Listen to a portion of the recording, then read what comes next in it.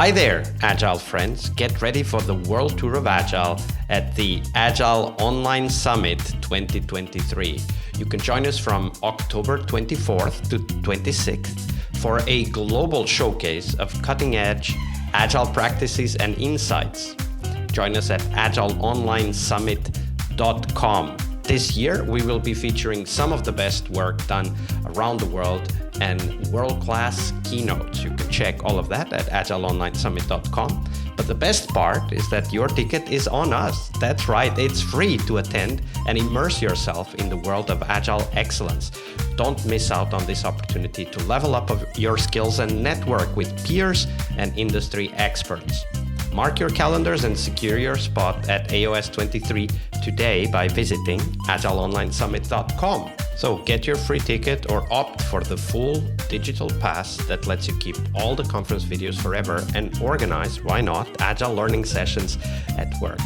You can get the full digital access at agileonlinesummit.com. I'll see you in the conference floor. Hello everybody, welcome to our Success Thursday this week with Danielle Braun. Hey Danielle, welcome back. Hey Vasco, thank you. So Success Thursday, of course, as the name says, is where we talk about success for us as Scrum Masters. But before we dive into that, do share with us, Danielle, what's your favorite retrospective format and why? So my favorite retrospective format is the Amazon retrospective. And why? Because it's the team. Of course, you have the get together and you have the setting the stage part as well. But in the format itself, the team has to rate the last sprint like a Amazon rating. So you buy a thing and then you get it and you're either satisfied or not, and then probably you take the time and write a rating, and then they really have to set a 5-star rating also, and give a title and then rate the sprint, how they liked it and how to really do it like it was a product.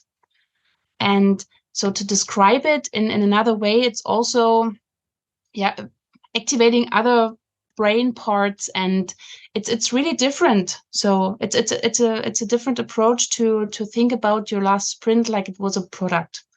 And in the second step, you change the perspective, and then you write a reply out of the seller's perspective. So why it was like that, and what they are trying to change, and because they take your feedback serious, and they act as if they would be the seller of the product they have been rating before. And that really helps also to understand better what happened in the last sprint or during the last sprint. So if I use it, the people like it. It doesn't always fit, but if I do it, they really like it. And do you get people to reply to their own reviews, or do you mix it up and they reply to somebody else's reviews of the sprint? How do you do it?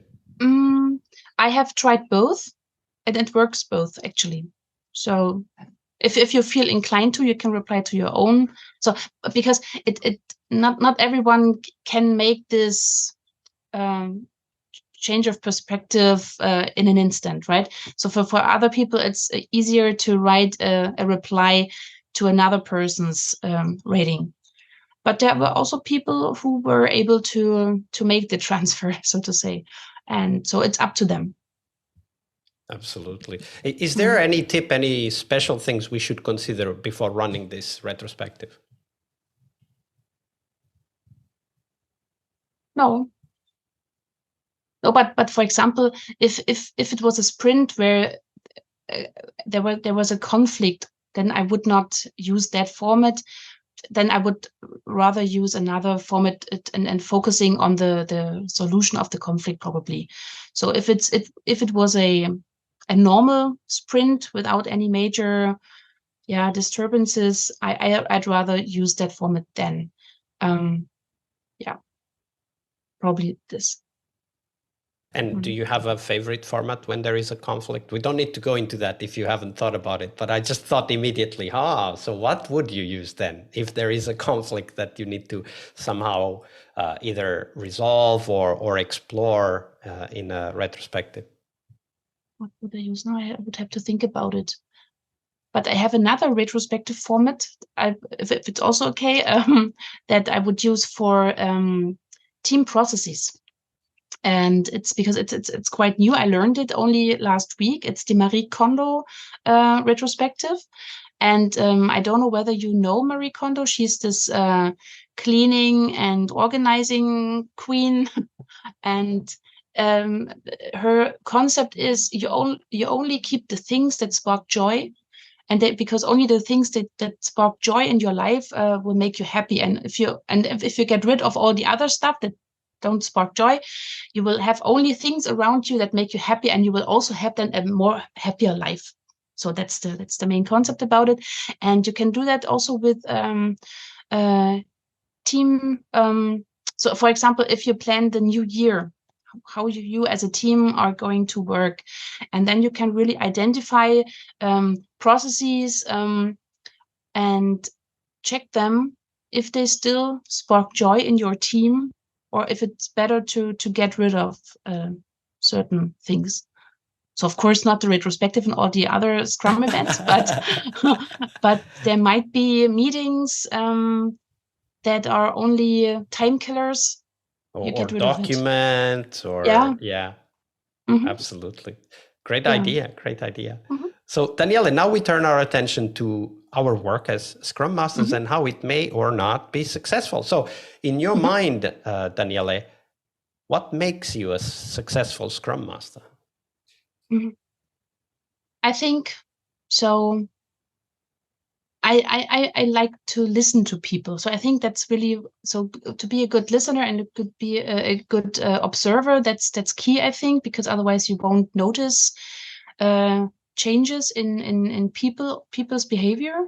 And I would say I deem myself successful if my team is able to work autonomously. So if they don't need constant pampering.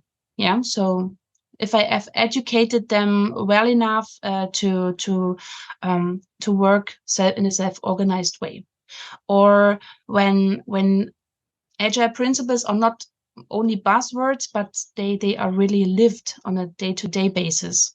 Yeah. So, or of course, most important is if the team is delivering results, and also if they really deliver top quality increments and make the customers happy. So that's probably the most important thing. So delivery wise, but on the more team collaboration, with respect to team collaboration, it's then if they are well enough educated to work in a self-organized way.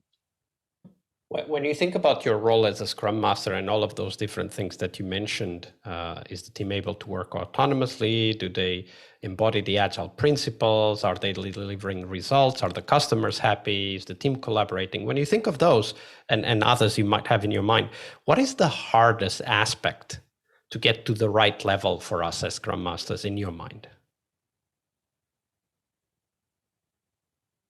I think the hardest part is if you work with, so if you have a team that has been working the agile way or with Scrum for a while, I think it's easier. But if you have people joining the team for the first time and not feeling comfortable about it, and who have been told probably all their lives what to do and when to do it.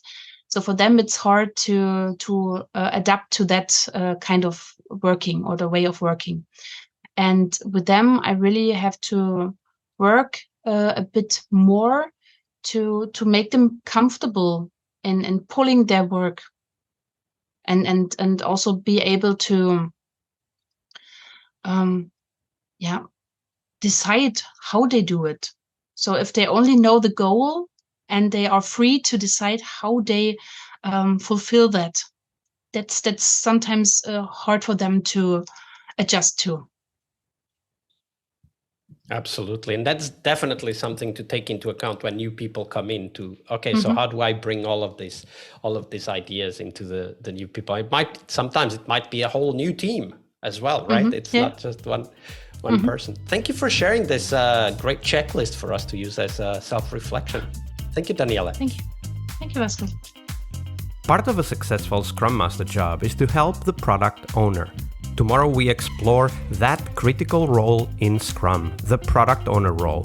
Tune in to learn about product owner anti-patterns, what you can do to help the product owner, and a real-life example of what a great product owner is and what made it so. Tomorrow on our Friday Product Owner episode.